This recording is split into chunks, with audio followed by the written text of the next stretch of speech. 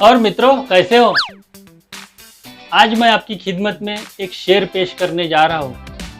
शेर थोड़ा लंबा है, 7-8 फीट का होगा, तो आपको उसे बर्दाश्त करना होगा। मिल गए कुछ सरदार सफर में कर रहे थे चकल्लसबाजी। मिल गए कुछ सरदार सफर में कर रहे थे चकल्लसबाजी। मुझे देखकर बोले वो जोक सुनाइए हरीश पाजी। सुनकर उनकी फरमाइश मैं भी हो गया राजी। सुनकर उनकी फरमाइश मैं भी हो गया राजी। जोश में आकर कह दिया मैंने, क्यों नहीं, हाँ जी हाँ जी। सामने देखकर सरदारों को लगने लगा मुझको डर। सामने देखकर सरदारों को लगने लगा मुझको डर। कहीं जोक सुना दूं सरदारों का तो उड़ा न दे ये मेरा सर। इसी डर को लेकर मैंने जोक सुनाया नेताजी का। इसी डर को लेकर मैंने जोक सुनाया नेताजी का। तो खड़े हो गए सरदार सारे, गर्दन मेरी पकड़कर बोले, तूने जोक सुनाया नेताजी का, हम सरदार मर गए थे क्या साले? Oh, no! तो मित्रों, मुझे उन्हें सरदार वाला जोक सुनाना ही पड़ा। तो उसी जोक को आप भी सुन लीजिए और सफर का मजा लीजिए।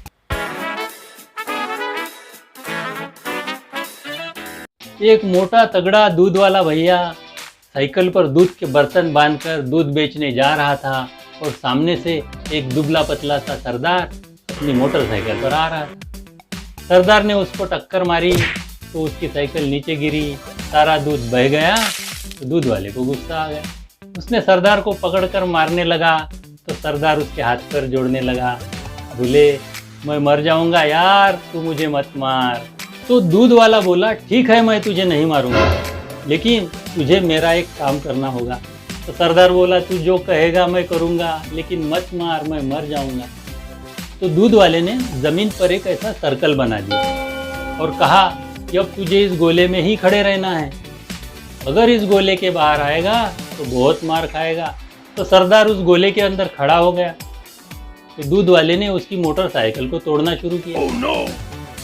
इंडिकेटर, हेडलाइट और हैंडल को तोड़ने लगा।